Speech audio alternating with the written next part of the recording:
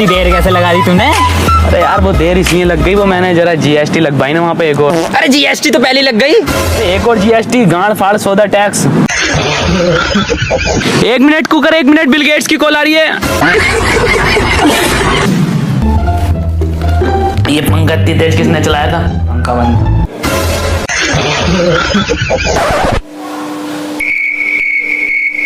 तू विदेश में करता क्या है और तेरा बिजनेस क्या है? साले गरीब, तू मुझसे पूछेगा? नाजिम ये मुझसे पूछेगा मैं क्या करता हूँ? हाँ पूछेगा।